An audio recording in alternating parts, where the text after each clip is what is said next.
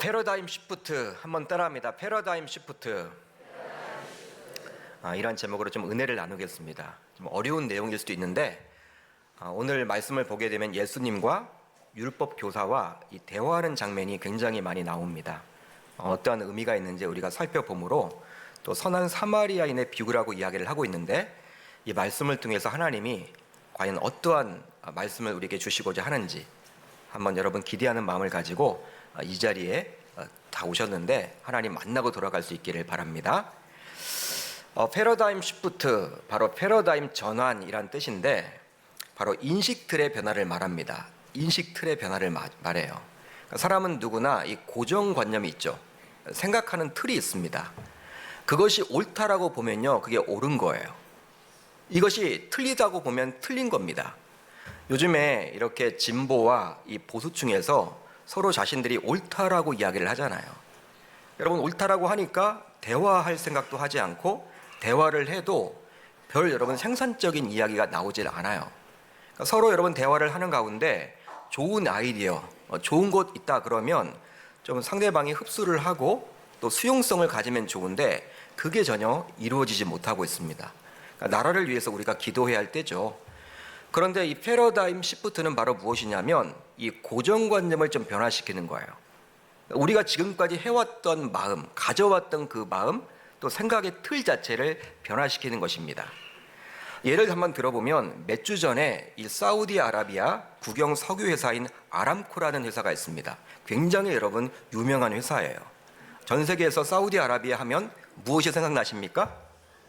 원유죠, 원유. 그런데 이 국영 이렇게 회사예요. 굉장히 여러분 큰 회사입니다.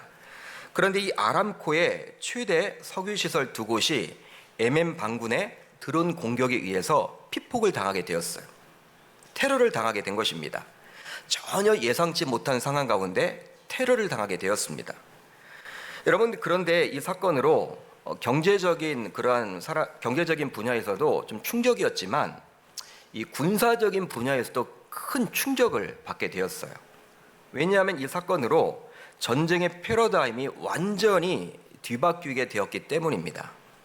그러니까 전쟁의 패러다임 시프트가 일어나게 된 거예요. 어떤 의미냐? 여러분, 지금까지는요, 어떤 시설을 폭격하려면 무엇을 가지고 했었습니까? 전투기가 가서 날아가 가지고 폭격을 때렸죠. 그리고 여러분 미사일을 쏴서 했죠. 그게 지금까지 우리의 생각이었어요. 근데 여러분, 우리들 주변에 드론이 많이 있잖아요. 요즘에 드론 많이 날아다녀요.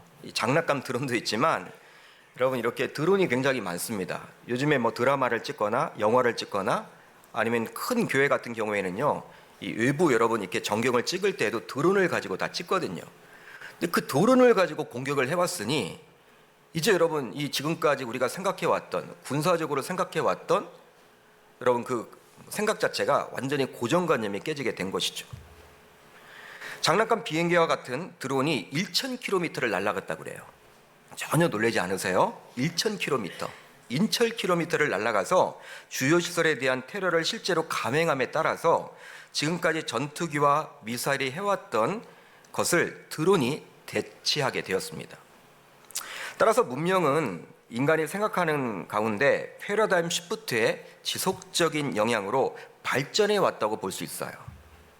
여러분, 예를 한번 또 들어보면요, 서울에서 부산까지 가장 빨리 갈 수 있는 방법이 무엇일까요? 여러분, 무엇으로 여러분 가장 빨리 갈 수 있습니까? 비행기겠죠. 선존하는 것 가운데 가장 빠른 게 비행기예요. 공항까지 갔다가 뭐 수속을 밟고 하니까 여러분 시간이 좀 많이 걸리지만 비행 시간은 서울에서 부산까지 한 40분 정도, 50분 정도밖에 되지 않아요. KTX가 여러분 빠르다고 하지만 서울에서 부산까지 실질적으로 2시간 한 30분 정도 걸립니다. 빠른 것들은 2시간 20분대도 있지만 대부분은 2시간 40분대 이 정도 걸려요. 그런데 앞으로는요, 친환경 이동수단인 하이퍼루프라는 게 있습니다. 하이퍼루프를 이용하게 되면 서울에서 부산까지 20분 만에 가게 된대요. 미국에서 여러분 실질적으로 그 실험을 하고 있습니다. LA에서 샌프란시스코까지 30분에 여러분 주파를 한대요. 굉장하죠? 여러분, 이것도 일종의 바로 패러다임 시프트라고 할 수가 있어요. 전환이죠. 우리가 지금까지 생각해 왔던 것이 깨지는 것입니다. 그러니까 앞으로 여러분 문명은요, 이 패러다임 시프트를 통해서 자꾸 여러분 이제 점점 진보가 되고 발전이 됨을 알 수가 있는 것입니다. 그런데 이러한 패러다임의 전환, 즉 패러다임 시프트는 이 세상의 영역에서만 일어나는 것이 아니라 우리의 신앙생활에서도 지속적으로 일어나야만 해요. 왜냐하면 신앙의 안주가 아니라 신앙의 진보를 이루기 위해서죠. 보통 사람들이 여러분 오랫동안 신앙생활을 하면요, 익숙해지죠. 여러분 교회 다니는 거 굉장히 익숙하시죠? 오래 다니시는 분들. 여러분 불편하십니까? 굉장히 여러분 익숙함이 있어요. 그리고 나름대로 신앙생활을 잘하고 있다라고 굉장히 자부하는 경우도 있고, 이 매너리즘에 빠지는 경우가 굉장히 많아요, 여러분. 또 바쁜 일상 속에서 이 정도 신앙생활을 하면 나만큼 봉사하는 사람이 어딨어? 나만큼 헌금하는 사람이 어딨어? 나만큼 전도하는 사람이 어딨어? 이 바쁜 일정 가운데 이 정도 하면 되는 거 아니야? 교회에서 상 줘야 하는 것 아니야? 여러분 스스로 여러분 안위하고 또 스스로 여러분들 이렇게 자부한다라는 거예요. 따라서 우리들은 신앙생활을 해나가는 데 있어서 항상 말씀을 가까이 하고 그 말씀에 비추어서 자주 점검을 해나가야 합니다. 왜냐하면 이런 영적인 안주, 나만큼 이렇게 잘하는 사람이 있느냐 이렇게 물어보다 보면요, 영적인 안주가 생기게 되죠. 이런 영적인 안주는 우리의 신앙생활을 굉장히 위험에 빠뜨리기 때문에 항상 우리는 말씀에 비추어서 내가 과연 신앙생활을 나름대로 잘하고 있는지를 점검하셔야 한다는 거예요. 여러분, 나의 고집과 나의 아집과 그리고 내가 그동안 해왔던 것들, 즉 경험했던 것들이 무조건 옳다라고 내가 주장하고 있지는 않은가? 내가 30년 동안 40년 동안 교회를 다녔는데 내가 지금까지 해왔던 방식에서 좀 벗어나게 되면 그 사람을 막 정죄하고 싶은 마음이 생기지 않나? 우린 여러분 항상 이렇게 좀 유연해져야 하는 거예요. 그러니까 신앙생활을 여러분 오래오래 할수록 사람이 수용성이 깊어지고 점점 유연해져야 하는데 그렇지 못한다는 것이죠. 여러분, 오늘 본문에 나오는 비유는 그 유명한 선한 사마리아인의 비유입니다. 아마도 불신자들조차도 예수님의 여러 비유 가운데 이 비유만큼은 다 아실 거예요. 혹시 이 비유를 모른다, 이 비유의 내용을 잘 모르겠다, 손은 들지 마시고요. 아마 여러분 이곳에서 예배를 드리는 모든 분들이 아마 한두 번쯤은 다 들어보셨을 거예요. 여러분, 이 비유가 몹시 유명하다 보니 이 비유의 내용을 바탕으로 세상 법률이 하나 생기게 되었는데, 법정 용어가 하나 생기게 되었는데 법 하나 만들어졌어요. 바로 그 유명한 선한 사마리아인 법입니다. 여러분, 이 비유에서 따간 거예요. 세상이 따가서 선한 사마리아인 법이에요. 즉 타인이 응급 상황이나 위험에 처한 것을 인지하게 되었을 때 본인이 크게 위험하지 않을 경우에는 타인을 위험으로부터 구조해 줄 의무를 부여한 법률 조항입니다. 여러분, 지나가는데 어떤 사람이 위기를 당했어요. 위험에 처해 있어요. 그 사람을 무조건 도와야 돼요. 이 법에 따라서. 안 도우면 처벌받아요. 여러분, 이 법은 일반인의 적극적인 구호활동 참여를 유도할 취지로 만들어졌으며 미국의 대다수 주와 프랑스, 독일, 일본과 같은 선진국에서는 이미 시행되고 있습니다. 뒤늦게 이제 우리나라에서도 일부 간접적으로 도입이 된 상태죠.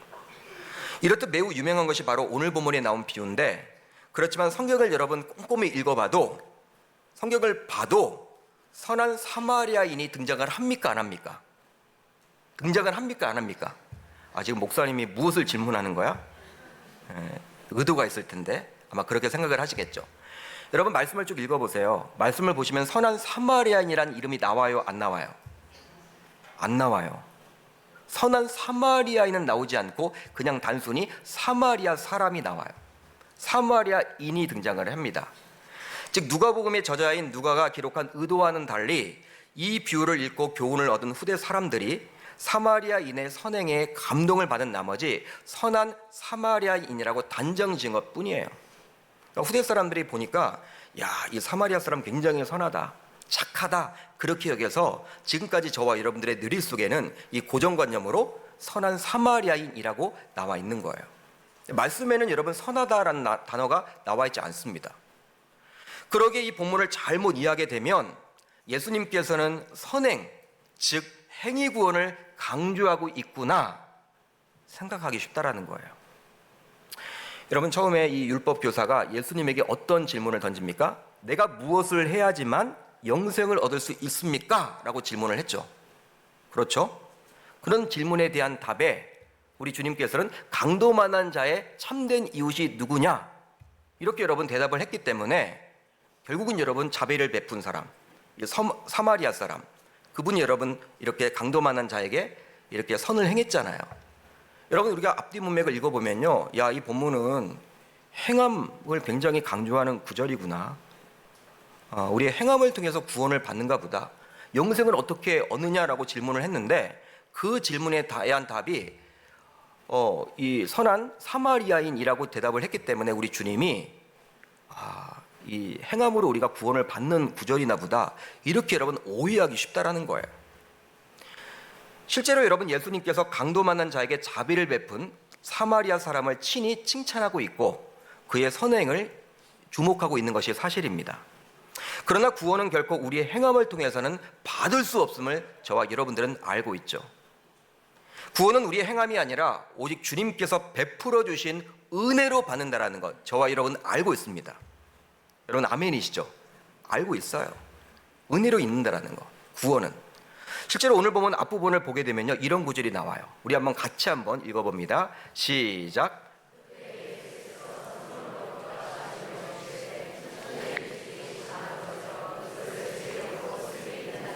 숨기시고 어린 아이들에게는 나타내심을 감사하나이다. 옳소이다. 이렇게 된 것이 아버지의 뜻이니이다. 내 아버지께서 모든 것을 내게 주셨으니 아버지 외에는 아들이 누구인지 아는 자가 없고 아들과 또 아들의 소원대로 계시를 받는 자 외에는 아버지가 누구인지 아는 자가 없나인다 하시고. 아멘. 바로 하나님 아버지께 기도하는 예수님의 기도의 내용이 바로 이 구절입니다. 우리가 살펴보고 있는 이 구절이에요. 예수님께서는 하나님을 알고 예수님을 알게 되는 것이 오직 전적인 하나님의 은혜이며 우리의 힘과 능력으로 결코 찾을 수 없다라고 지금 이야기를 해주고 있어요. 이 본문의 내용이 바로 그거예요. 그러게 예수님께서는 하나님의 선물임을 알고 기뻐하고 있고 하나님의 뜻임을 알고 기도하고 있는 거예요. 즉 예수님께서는 하나님께서 들려주시는 자만이 들을 수가 있고 보여주시는 자만이 볼 수 있다라고 이 구원의 원리를 이곳에서 설명해 주고 있습니다. 쉽게 말하면 구원은 오직 하나님의 주권적인 은혜로만 이루어진다라는 절대적인 대원칙을 이야기해 주고 있는 거예요. 여러분, 구원은 어떻게 받는다? 오직 하나님의 절대적인 은혜로만 받을 수 있음을 말해주고 있죠. 그러니까 오늘 본문의 앞부분이 바로 이런 내용이에요. 은혜 구원. 여러분, 이런 상황 속에서 하나님의 은혜만을 통해서 구원을 받는다, 얻는다라는 예수님의 이야기를 듣게 된 한 율법 교사가 발끈해서 예수님께 이제 시험을 하게 되는 것입니다. 여러분, 오늘 배경을 아셔야 돼요. 여러분, 이 사마리아인의 비유가 그냥 뚝 떨어진 것이 아니라 앞뒤 문맥을 보셔야 돼요. 그러니까 오늘 본문만 보시면요, 우리가 여러분 오해해요. 착각해요. 이거 성경이 왜 그럴까? 분명히 우리의 구원은 행함이 아니라 은혜로 받게 되는 것인데, 은혜 구원인데 왜 오늘 본문을 보게 되면 이렇게 행함을 강조하고 있을까? 여러분, 착각하기 쉽다라는 거예요. 그런 내용이 아닙니다. 여러분, 앞뒤 문맥을 다 보시면요, 예수님께서는 은혜 구원 이야기를 하고 있고 거기에 화가 난, 발끈하게 된 율법 교사가 예수님을 시험하기 위한 목적으로 지금 이제 대화를 이어가기 시작하는 거예요. 이것이 바로 오늘 본문의 배경이죠. 여러분, 율법 교사는 평생 동안 구약의 율법을 연구하고 지키려고 노력해온 사람입니다. 아마도 우리가 상상하는 이상일 거예요.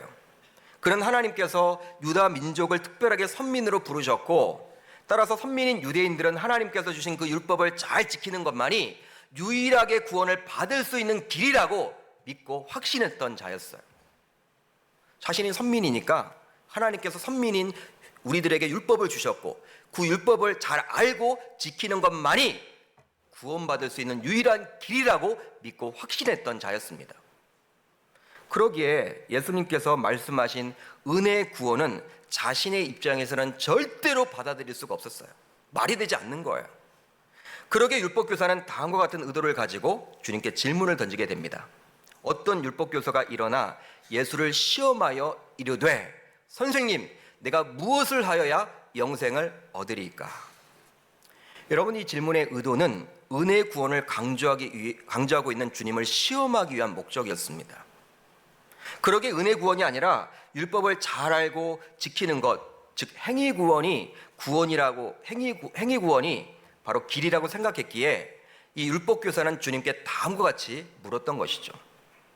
여러분, 예수님의 이 말씀이 마음에 안 든 거예요. 한마디로 율법 교사가 보기에 율법을 이렇게 자부하고 율법을 잘 알고 있다라는 자신, 전문가인 입장에서 보니까 은혜 구원이 아니라 행위 구원을 분명히 이야기를 하고 있는 것인데 그것밖에 답이 없는데 예수님이 자꾸 은혜 구원을 이야기하니까 이게 아니라고 여러분 지적하기 위해서 지금 이 말을 한 거예요. 질문을 한 것이죠. 여러분, 실질적으로 이렇게 이야기를 합니다. 내가 무엇을 해야 영생을 얻을 수 있습니까? 내가 무엇을 해야 구원을 받을 수 있습니까? 내가 중요해. 내가 하는 거야. 내가 해야지만 구원을 받을 수 있느냐, 이렇게 묻습니다. 여러분, 율법교사가 난데없이 구원 이야기를 꺼낸 것은 잘 모르는 것을 알고 싶은 나머지 주님께 겸손히 물은 게 아니에요. 이미 자신은 행위 구원이란 답을 가지고 있습니다. 그런데 주님이 은혜 구원을 자꾸 이야기를 하자 앞쪽에서 이것이 마음에 들지 않았던 것이고 그것이 잘못되었음을 자신이 질문을 던짐으로 지적질하고 싶었던 거예요. 이제 이 율법교사가 던진 질문을 자세히 한번 보겠습니다. 율법교사는 분명히 이렇게 이야기를 했죠. 내가 무엇을 해야 영생을 얻을 수 있느냐. 이미 행위 구원을 염두에 두고 질문을 던진 것이죠. 여러분, 이 질문에 대한 정답은요, 딱 한 가지밖에 없습니다. 유대인들의 관점으로 보기에는요, 이 질문은 딱 한 가지예요. 닫힌 질문이에요. 딱 한 가지예요. 답은 무엇입니까? 율법을 행해야 된다. 그것밖에 없어요, 여러분. 율법을 행해야 된다. 마치 어떻게 하면 성적을 올릴 수 있느냐? 여러분, 그러한 질문에 답은 유일하게 딱 하나죠. 공부를 열심히 해야 돼. 이것과 마찬가지예요. 그런데 만약 주님께서 율법을 행해야 된다 라고 답을 했다면 아마도 이 율법 교사는 쾌재를 불렀을 거예요. 쾌재를 불렀을 거예요. 왜냐하면 예수님과 그 제자들은 율법에서 그만 안식일의 규정을 이미 어겼고 심지어는 세리와 죄인들과 먹고 마시기까지 했기 때문에 율법을 어긴 것이거든요. 그러니 율법 교사의 입장에서는 주님께 율법의 규정을 어겼으니 당신은 절대로 구원받을 수 없습니다 라고 당당하게 말할 수 있는 이 계기를 여러분 마련해 주는 것이기 때문에 아마 쾌재를 불렀을 거예요. 그렇지만 주님께서는 이런 율법 교사의 의도를 파악하시고 오히려 율법 교사에게 다시금 묻는 답을 하게 됩니다. 어떻게 묻습니까? 어떻게 대답을 하고 묻습니까? 율법에 무엇이라 기록되었으며 내가 어떻게 읽느냐. 그렇다면 이렇게 주님께서 말씀하신 의도는 과연 무엇일까요? 바로 너 자신이 율법대로 행하면 구원은 얻을 수 있다는 것을 너는 믿고 있는데 그렇게 행할 뿐이면 되지 왜 나에게 굳이 묻고 있느냐? 너는 율법을 알고 믿는 것이 구원받은 유일한 길이라고 이미 알고 있는데 그렇게 하면 되는 거지 굳이 왜 나에게 묻고 있어? 지금 주님께서는 질책하고 있는 거예요. 처음에는 율법교사가 의도를 가지고 주님께 접근하여 질문을 던졌지만 어느 순간 역전이 되어서 이제 주님께서 이 율법교사에게 의도를 가지고 질문을 던지고 있는 형국입니다. 이런 주님의 의도를 알 리가 없는 율법교사는 이제 주님의 질문을 듣고 자신만만하게 이렇게 답을 하게 되죠. 우리 같이 한번 읽어봅니다. 시작.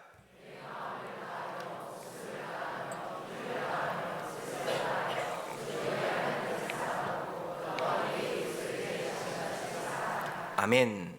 내 마음을 다하며 목숨을 다하며 힘을 다하며 뜻을 다하며 주 너희 하나님을 사랑하고 또한 내 이웃을 내 자신같이 사랑하라. 100점짜리 답을 했어요. 율법의 전문가답게 100점짜리 답을 했습니다. 하나님 사랑과 이웃 사랑. 여러분, 율법의 대명사를 할 수 있는 10계명도 1계명부터 4계명은 하나님의 사랑을 이야기하고 있고 5계명부터 10계명은 이웃 사랑을 이야기합니다.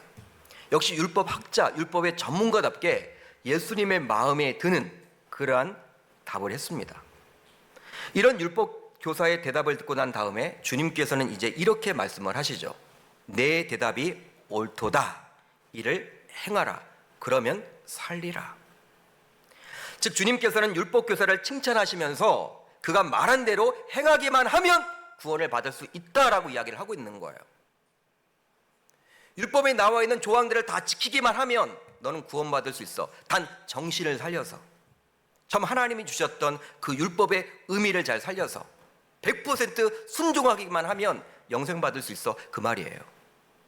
여러분, 이 주님의 말씀 이면에는 율법 그 자체를 규율화시켜서 지키기보다는 처음 하나님께서 율법을 부어주신 그 의도와 정신을 살려야 함을 이야기해주고 있는 거예요. 여러분, 신앙에서만 예수가 중요한 것이 아니라 우리의 삶에서도 예수가 중요해요. 우리 주님은 그것을 지금 말하고 있는 거예요. 그걸 원하고 있는 거예요. 율법 교사가 그렇게 살아내질 못했잖아요. 우리 사랑하는 계명교회 성도님들은 그렇게 살아내야 될 줄 믿습니다. 그것이 바로 우리 주님이 저와 여러분들에게서 기대하는 신앙적인 패러다임 시프트인 것이죠. 지금까지 해왔던 방식, 이 정도면 신앙생활 잘하고 있지. 아니에요, 여러분. 항상 깨어 있으셔야 합니다. 영적으로 긴장하셔야 합니다. 내 신앙생활 내가 잘하고 있으면 좋겠지만 이게 과연 주님이 그렇게 칭찬하고 있는가? 내가 그냥 자부하고 있지는 않은가? 항상 우리는 여러분 말씀에 비추어서 항상 깨어 있어야 하는 거예요. 이 패러다임 시프트를 통해서 지금까지 당연하게 여겨왔으며 또 익숙하게 여겨왔던 신앙과 삶의 분리가 아닌 신앙과 삶의 일치를 이루어 나감으로 인해서 우리 주님에게 칭찬받는 우리 계명교회 성도님들 다 되시기를 주의 이름으로 축복합니다.